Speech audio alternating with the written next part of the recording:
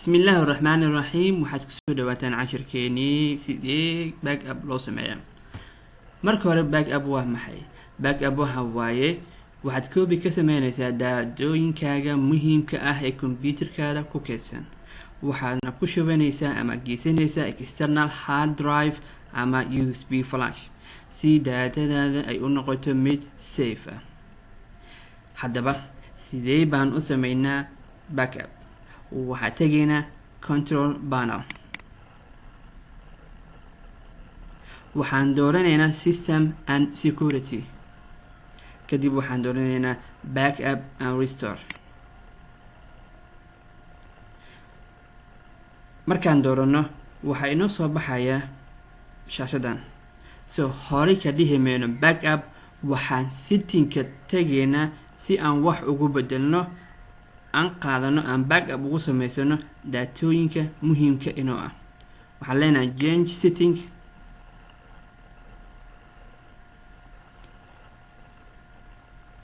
kadib waxaan dooran doonaa hadba waxa computerkeena noogu xiran.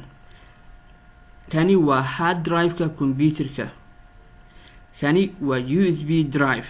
sidoo kale haddaad external drive aad soo geshitid ee hard diska ah, halkan buu kasoo muuqanaa. waxaa inoogu jira USB drive ama flash. waxaan leenahay next. waxaa inoo soo baxayso laba khiyaar. midka koowaad waa kan ku ogolaanaya in shaqada uu qabto Windowska, ama kan labaadna waxa waaye kan adiga aad dooranaysid waxa daatada aad u baahan tahayna aad backup ka samaysanaysid. waxaan dooranay let me choose, then waxaan leenahay next. daatadaan u baahannahay inaan backup ka samaysano xaggee taala?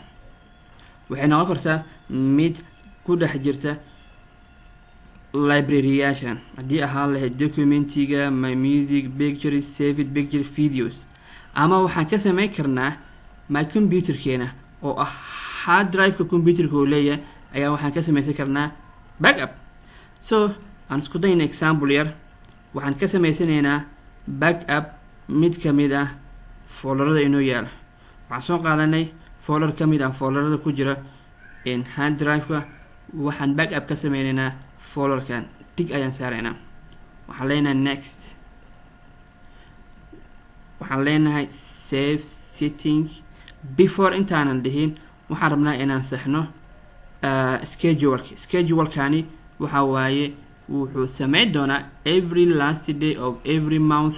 saacadda markay tahay ayuu wuxuu sameyn doonaa backup. waxaan leenahay save and setting. markaas waxaan leenahay backup now. kadib shaqo ayaa dhici doonto.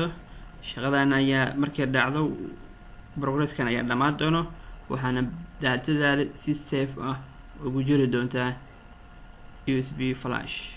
السلام عليكم ورحمة الله وبركاته.